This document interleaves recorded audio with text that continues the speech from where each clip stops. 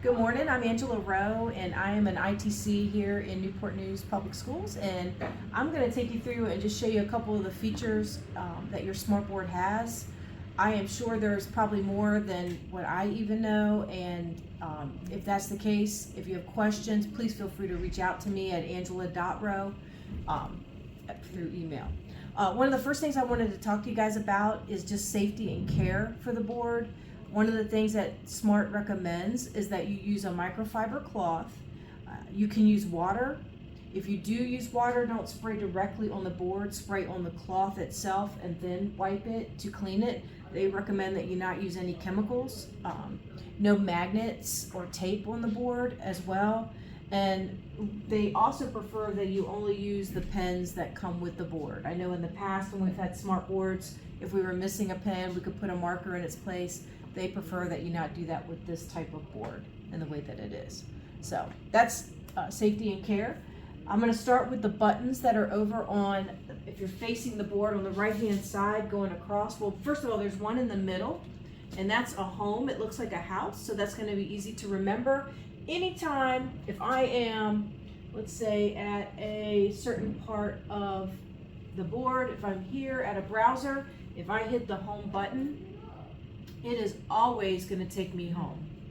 Okay, so that's a really nice feature. If you're at a place, you're not sure where you are, you're confused, hit the home button and you'll know where you are on the home board. Now the home board itself will have, we don't have any yet because we don't have files that we've used, but it will normally have a recent little section, and that will hold up to the last 8 files that you've opened on the board. It also has a favorite section, and I'm going to show you in just a few minutes how you can add things to that. But that's the home board. You also have some menu items here that we'll go over in just a second, as well as some menu items down here. But we're going to finish with these buttons next. The next one over looks like a box with an arrow pointing to it. If I click on that, you can see that it's taking me to my sources. So if I'm plugged in with my laptop, then I can come here, click on where I'm plugged in, and get to that. But those are the sources that I have. If I don't want to be here anymore, I can of course click back to the home button, and I'm back where I was originally. The next one looks like a little shade with a little pull down, and that's exactly what that is. It's a screen shade. So if there's something on the board that you don't want the students to see right away, you can click on the shade button and it puts that up. When you want it to disappear, you click on it again and it will go away. So that's kind of a nice feature. The next one is a button that looks like it has 2 lines, like a pause, and that's really what it does, is it pauses or freezes the screen. So right now, if I clicked on apps, I would get to the board apps. I can go back home. But if I click on that pause button, that freeze, it looks like that. And now I click on apps, you can see that I'm not going to go anywhere. I can't go to my files. This is really nice if you are maybe leaving the room, maybe you and the students have someplace to go and you're going to come back. You don't want anybody to really touch the board at the time. You could always freeze the board and know that nothing's going to happen to it. To undo that, you click on that freeze button again and it takes that away. And then the next ones are volume, and then of course the power button as well. So we do recommend that there's a couple things that you would do at the end. You would sign out, which I'll show you how to do that in a few minutes. And also at the end of the day, make sure you hit the power button and just turn the device off. So on the home screen itself, like I said, you have favorites, you will also have recents. To add something to favorites, if I click on one of these buttons, let's say I'm at the apps, and let's say I want my Smart Mirror app on the front in my favorites because I want to be able to access it quickly. I click on the little star in the upper left corner, make it turn green, and when I go back home, now you'll see that it appears there. Okay, if there's something I decide, you know what, I don't really want that to be on a favorite, I can click back on the apps again, and I can deselect the star, and when I go back to home, it's not there anymore. So that's how easy that is. Okay. A couple other things on here. You have very similar items. You have an input button here as well, not just the board. So the same thing, if I click there, I can easily access things that I'm connected to. I have, like I've been using apps that you have. I'm not sure what you can download and what you can't on the board. I'm not sure if this is all that we have. If you have a question about something that you wanted to download that it's through Smart, let me know and we can try to find the answer to that question. It also has a screen share, which we'll talk about that in just a few minutes as well, and files. And we'll talk about files in just a little bit. As we move over, there's a settings button. There are all kinds of settings to kind of look through. There's wallpaper, personalization. Most of these you're not going to want to touch unless it's something that you're very familiar with. Other than that, when I looked through it, it kind of looked like it had been configured already. On this side, there's a little circle with a picture on it. Oh, I clicked the wrong thing.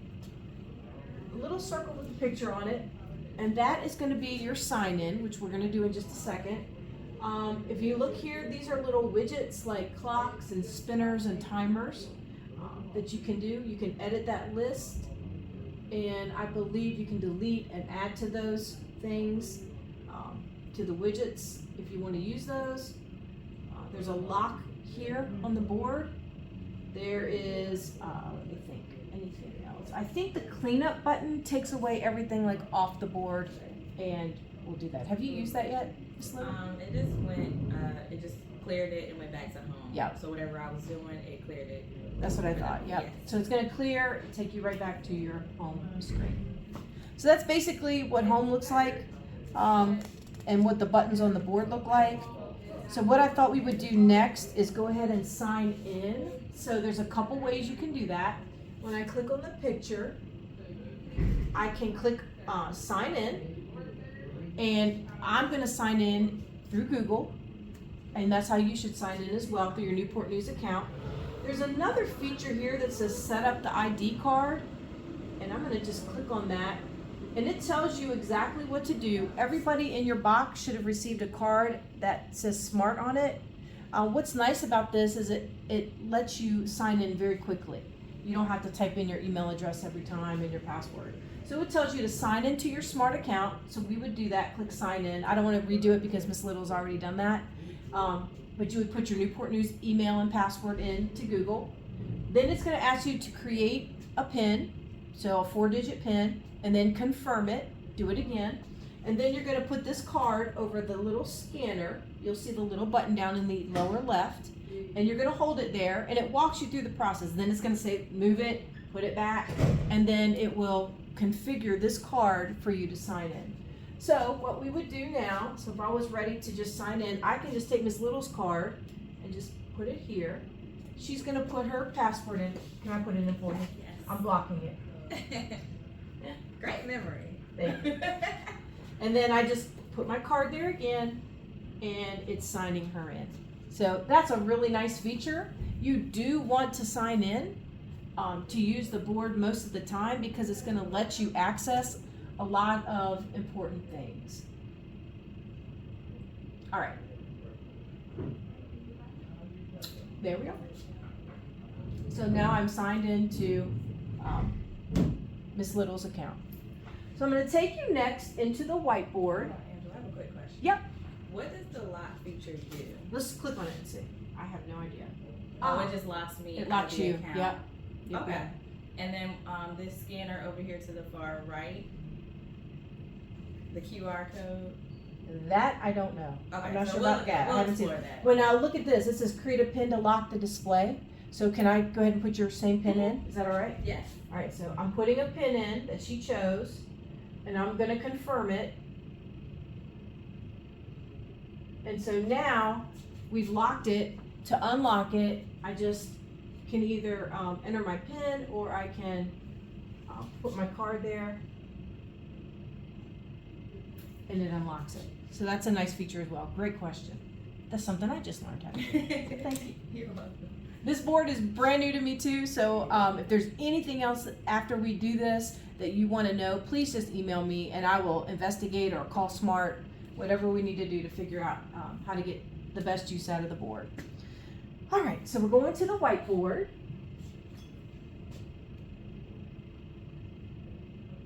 This is a really nice feature. Now, one of the things I haven't really mentioned is that the way that we're using the board right now is we're not connected. Miss Little is actually connected to her laptop, but we're not using the board connected. We're not doing anything with her laptop because the board itself kind of has its own computer. So you have to think of it that way. It has its own computer, or I can plug into my laptop, and then I'm now displaying what's on the laptop and using that computer. So there's kind of two ways to do that, okay? But right now, I'm just using the board as a standalone. I'm not doing anything with my laptop. And you can see it's like a whiteboard. It's sort of similar to Smart Notebook. Those of you who have used that in the past, it kind of gives you some of those similar features. Down at the bottom, you can see that you've got different types of backgrounds that you can use. If you're a math teacher, it has the grid paper. If you just want to change your backgrounds, you can do that. You can do different colors, but I'm going to keep it on the white for right now.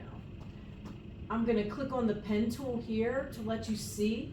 I can turn on the finger ink. In other words, now it's going to let me, when I turn that on, I can use my finger as a pen. If it's off, I can't use my finger as a pen. There's a pen tool, a highlighter tool, and a text to pen tool. Pen to text tool, I believe it is. So if I write something, it'll turn it into text. Well, I'll show you all those features in just a second. There's a line thickness tool, and then various colors that you can choose from as well. So if I pick up a pen and I say welcome, just like all the other smart boards, I'm just writing with the pen. I can click back on that pen tool, click on highlight, and now I can, oh, didn't work. Let me put the pen back. Click on that, and it was working just a few minutes ago. It was. I did see it. I did too. Okay. You Just got let the me use finger my- on. I got the finger on, so it's making me do it that way. So let's turn that off and try it now. There we go. So that's an important Sensitive. thing to know. That's right. So it has the highlighter, and then it also has the pen to text. So again, if I write welcome with that, it should automatically be able to change it into text for me. So it does that automatic. So that's a nice feature as well with that. Again, you can, like in Smart Notebook, once things have been written and done, now it's an object that you can move. So that's how text and writing go. This would be to add content. So if I was going to add web, I can start searching. Let's say I'm looking for cells. And let's search.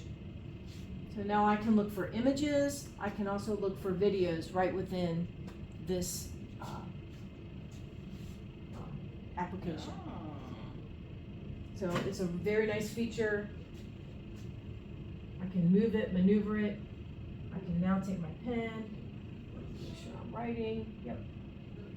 And I can circle things and, make sure students are looking at various parts of what I want them to look at. If I'm ready to add another page, I can come down here to the plus sign. It's very similar to Smart Notebook, right?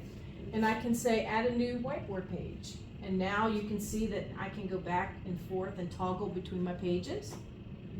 The other cool thing about this is it lets me put in some ready-made resources. And these are really nice. They're built into the whiteboard.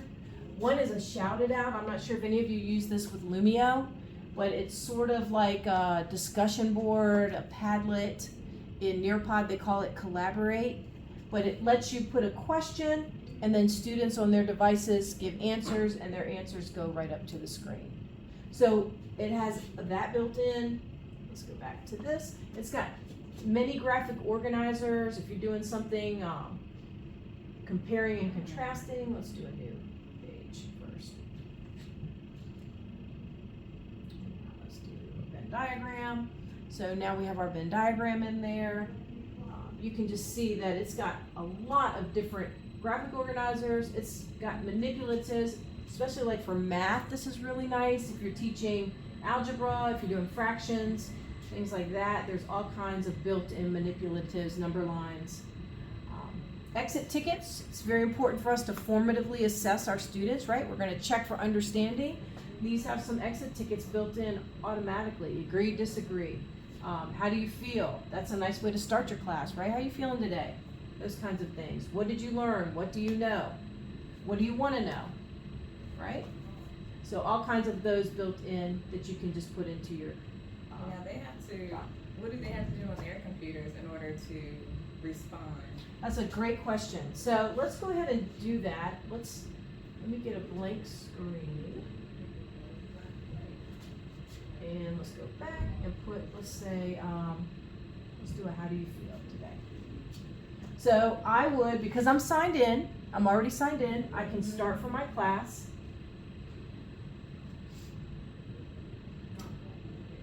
Give it a second. And I'm going to go to the people up here and click on that. And it's going to say students. I want you to go to hellosmart.com and I want you to put that code in. And once they put that code in, they're going to be joined to this, and then they're going to answer on their laptops, and their responses are going to show up. Now, if it's a situation where you're like, I want to be able to moderate before what they put live goes up on my board, well, I think that's a great time for you to use the screen shade, right? So if you want to, well, actually, we're not connected to your Smartboard there yet. That's true. But when I am, I can do that. Absolutely. Yep, because this same stuff is available on a program that I'll talk to you about in just a few minutes on your laptop as well. So that's how we do that. So we would start the session, and then they would answer, and then we would end the session. And you get data from that as well. It's kind of nice. It's giving me a little Desmos feel too. Yeah, a little bit. Right. Exactly. All right, so let's go back where we were.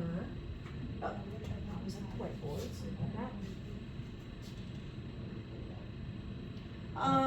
So basically that's it. One of the nice things is that it automatically will save on the board, so you'll have these automatically saved as well if you wanted to keep any of the ones that you're doing live in class. Trying to see if there's anything I'm missing. I don't think so. So we're going to go back What's home. the icon under the people? This one is a share, so you can like create a PDF of what you've done. So if you have maybe a student that's not in class and you just have a paper copy, or maybe they're on laptop restriction and they have to do paper pencil, you can always save a copy of the notes or print those out for them. And let's see what the more does. I haven't clicked that yet. Nothing there. So you can either save a copy in the Smart Whiteboard file format or do it as a PDF. And that is it's connected to me, it goes to my drive. I believe it goes to the board, but it connects, which I'll show you in just a second how that's going to work. Another thing that we have access to is the browser. So you can go here, and if you're doing any kind of, you don't have to be connected to your laptop, you connect automatically through the browser on the whiteboard. So that's another feature that you have access to. So let's go back home and look at my files. So right now we're looking at my board files. Remember, it keeps the top 8 for recent, so I have room for one more actually. If I wanted to keep one of these and one of them was like a favorite that I wanted to favorite, remember I just click on that little green star and it's going to go to my favorites on my home screen. So if I clicked home, you can see there's my recents and there's my favorite. If I don't want it to be a favorite, I just unclick that. But I'm going to go to files, and since I'm logged in, I can come up here to where it says my files and click on that little arrow. And you can see that I have board files, and I have Lumio, and I have downloads. And I think there's a way that you're supposed to be able to connect your Google Drive, and I need to figure that out. For the Google integration, there's one thing that you have to do in order for you to be able to view your Google Drive docs. And then to do that, you're going to go to settings on your home screen. So I'm going to settings. I'm going to go to my files library, and this is after I've logged in. And here where it says allow Google Drive integration in files library, I need to turn that on. And hopefully, once I've turned that on in the settings, and go back, and let's go home, and go to Files Now. If I click here, it accesses my Google Drive. So is it okay, Erin, if I open up your Google Drive? Just show me. So if I click on that, it's going to take her right to her Google Drive. She's going to go to Drive. It'll access right her files, all of the things that she needs to see. The first time you're probably going to have to log in, but that's no problem. But that's a way that you're going to be able to access them. So make sure you do that setting so that you can access your Google Drive files. If we went into those, they are the files that we just did, and also if we go into Lumio, this was kind of cool, Miss Little, because these are the ones that we did a couple years ago when you were, I think, were at Huntington. Oh wow! Remember? So it connects to your actual Lumio account. If you're not familiar, Lumio, it's Lumio, is like an online smart notebook kind of. Yep, right over there. So you can go right to Lumio from your computer and create lessons in that, and then bring those right over to the board when you connect your files to Lumio. And they have all kinds of really nice, I don't have time to get into all of them today, but really nice and engaging ways to assess, like formatively assess, like fun gaming kind of things. The kids really seem to like it. That's basically what your board does. It has a lot of really nice features just as a standalone board. The other thing that I wanted to show you is that you can connect. It is a display, right? So you can connect like we would do with our other Smartboard to the computer, from the laptop to the board, and these are the two cords right here. The one that's like an HDMI cable, that one controls your video, your display, and it controls your sound. The one that looks like a little square, it's considered a USB. It's a different kind of USB. That one's controlling your touch. Okay, so if you're having trouble with touch, you can always unplug and plug it back in. Sometimes that helps. And if not, then you would need to get a hold of Mr. Rice and have him come down and take a look at that. But these two cords would plug directly into your laptop. In fact, let's see. I think you can see them, and they only plug into certain spots. The HDMI is only going to plug into an HDMI, and the USB is only going to plug into the USB in there. So it's not like you can break anything if you get it wrong. So we have something right here. We know that HDMI 3 is what's connected because we can actually see it. So if we just click on it, it brings up what is,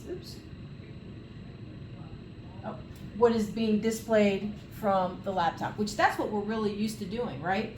In the past, that's what we've done. We've hooked our laptop up to the board, and it displays what's on our laptop onto the board. The difference with these is that it also has a standalone kind of thing that goes along with it. So here I'm just displaying, showing notes to the kids or going over examples. Now that it's plugged in, when we take up a pen like this and we go to write, we're not getting the writing thing. Let's see, we can definitely touch, but it should let us write as well. All right, you want to pause that for a minute? Yes. I'm going to check something real quick.